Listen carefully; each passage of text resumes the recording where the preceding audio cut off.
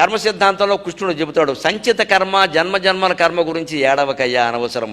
జ్ఞానాగ్నిదగ్ధ కర్మాణం తమాహు పండితం బుధాక 5వ అధ్యాయంలో ఉంటుంది భగవద్గీతలో. దాన్ని వివేకానందుడు బాగా ప్రచారం చేశాడు. ఇది చూడండి, కృష్ణుడు చెప్పాడు, వినండి. జ్ఞానం అనే అగ్నితో జన్మజన్మల కర్మల్ని తగలబెట్టేయచ్చు. ఎలాగా? కర్మలన్నీ గడ్డిమేటు లాంటివి, కంగారు పడక్కల. అదేమి గని కాదమ్మా, కర్మలు కొండల్లా ఉండవు, అవేమి మట్టి కాదు, గని కాదు, రాయి కాదు, గడ్డిమేటు. గడ్డిమేటు ఎంతైనా ఉండనియండి, 6 ఎకరాల గడ్డిమేటు ఉండనియమ్మా, అరంగుళం అగ్గిపుల్ల చాలు, ఒక్క అగ్గిపుల్ల చాలు, రెండోది కూడా అక్కల, మొత్తం పోతుంది. సంచిత కర్మను తగలబెట్టేయడం అంత తేలిక.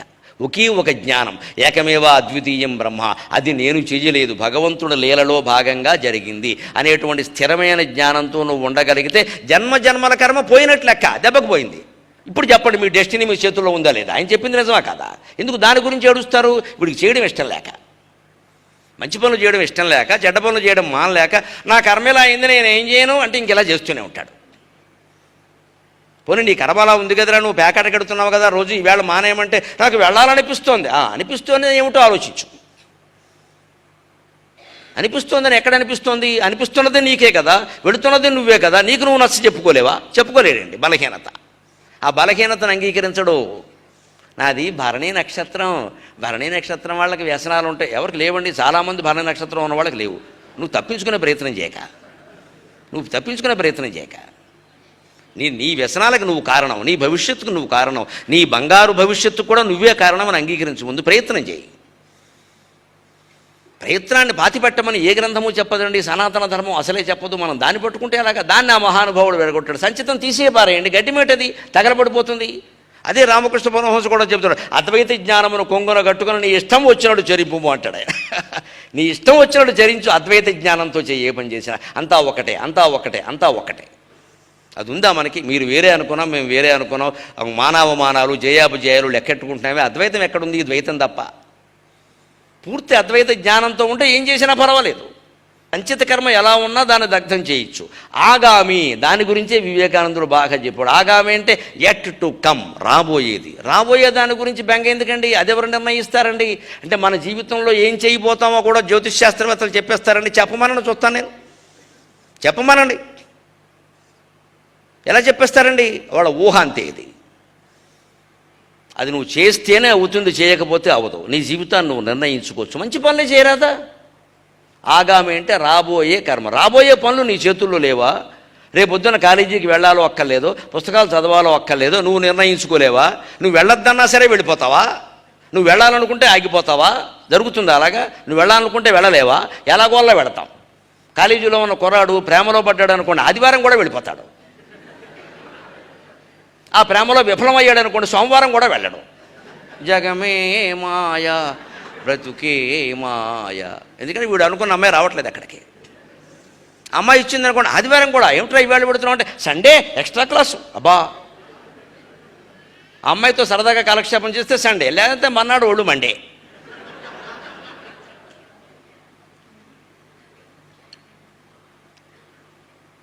మన బుద్ధి పూర్తిగా పనిచేస్తుందా లేదా? దానికి ఎందుకు మనం సాక్షిభూతంగా ఉండి అంగీకరించమండి? మన బుద్ధిలో తేడా వచ్చిందా లేదా?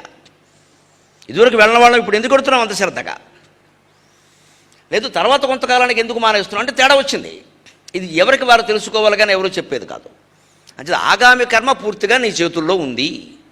అదే that is your destiny. Destiny అంటే భవిష్యత్తు కదండి. భవిష్యత్తు నీ చేతుల్లో ఉందని చెప్పాడు, తప్పేముంది? ఆగామి మన చేతుల్లో ఉంది. కృష్ణుడు కూడా చెప్పాడు, మనం ఎట్టి పరిస్థితుల్లో అనుభవించవలసింది ఒకే ఒకటమ్మ, కంగారు పడకల ప్రారబ్ధం విచ్ హాజ్ ఆల్రెడీ బిగన్. అది మొదలైంది. ప్రారబ్ధ కర్మ గురించి వివేక చూడమంలో శంకరాచార్య చెబుతారు. ఇక అంతకంటే గొప్పగా ఎవరో ఏం చెప్పరారు. విడిచిపెట్టిన బాణం అంటాడు ఆయన. విడిచిపెట్టిన బాణం. బాణాన్ని విలుకాడు విడిచిపెట్టినప్పుడు ఒక విలుకాడు బాణం విడిచిపెట్టాడండి.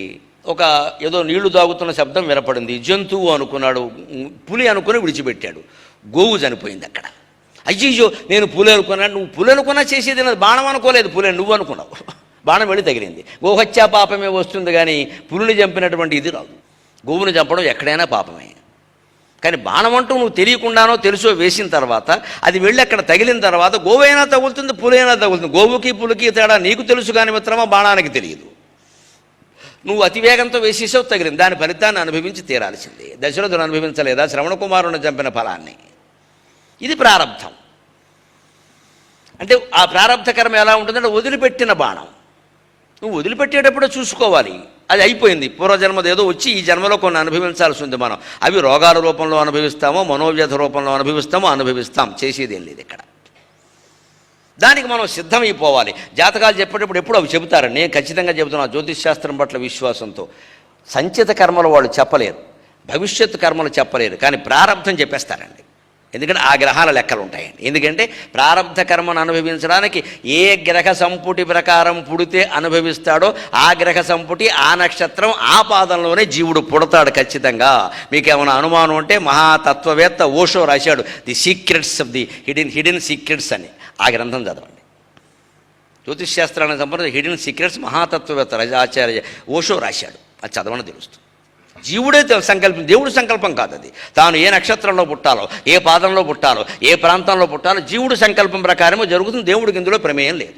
ఎందుకంటే ఆ ప్రాంతంలో, ఆ కులంలో, ఆ మతంలో, ఆ దేశంలో మగాడుగానో ఆడదానిగానో డబ్బున్న వాళ్ళుగానో లేని వాళ్ళుగానో ఏదో ఒక రకంగా అలా పుడితేనే వీడు చేసిన కర్మలు అనుభవించే అవకాశం ఉంది. అంచేది అలాగే పుడతాడు. బల్లిలా కొన్ని బాధలు పడవలసిన వాడు బల్లిగానే పుడతాడు. బ్రాహ్మణుడుగా కొన్ని సుఖాలో బాధలో ఏవో మానాలో అవమానాలో పడవలసిన వాడు బ్రాహ్మణుడుగానే పుడతాడు. వద్దన్నా కుదరదు.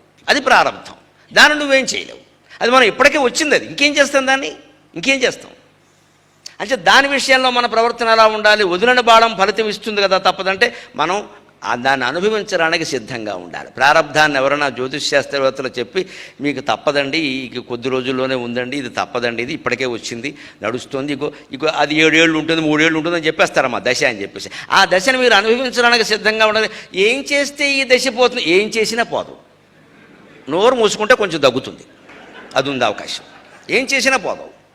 నోరు మూసుకుంటే కొంచెం తగ్గుతుంది. నోరు మూసుకోవడం, ఎక్కువ మాట్లాడకపోవడం, దాన్ని ఇంకా పెంచకపోవడం ఎలాంటిది తెలుసా? బుల్లెట్ ప్రూఫ్ జాకెట్ వేసుకోవడం లాంటిది. తుపాకి దెబ్బ తగులుతుందని, కానీ బుల్లెట్ ప్రూఫ్ వేసుకుంటే తగలదుగా, అదంతే. ప్రారంధాన్ని అలా చేసుకోవచ్చు, కొంత తగ్గించుకోవచ్చు. లేదా స్పీడ్ బ్రేకర్ లాంటిది. స్పీడ్ బ్రేకర్ ఉంది రోడ్డు మీద, పెద్ద గొప్పులో ఉంది, అక్కడ నువ్వు బాగా వేగం తగ్గించి మామూలుగా వెళ్ళావనుకో కుదుపు ఉంటుంది, ఎలాగూ ఉంటుంది, తప్పదు. పెట్టింది ఎందుకు? కుదుపు కోసమే. కానీ హాయిగా పెడతావు. నీకు అది ఏమీ లేకుండా ఎరా బాగున్నావా అనుకుంటూ బాగా స్పీడ్ పెంచావనుకో కింద పడతావు. జాతకాలు ఇంతవరకే, it just a speed breaker. అంతకుమించి జ్యోతిష్ శాస్త్రానికి జాతకాలకు మీరు ప్రాధాన్యం ఇయ్యక్కల. ఎవరితో ఎక్కడైనా చర్చకు సిద్ధం. జాతకాలన్నీ స్పీడ్ బ్రేకర్ అంతే లెక్క. అంత భయపెట్టి చంపాల్సిన పని లేదు జనాన్ని.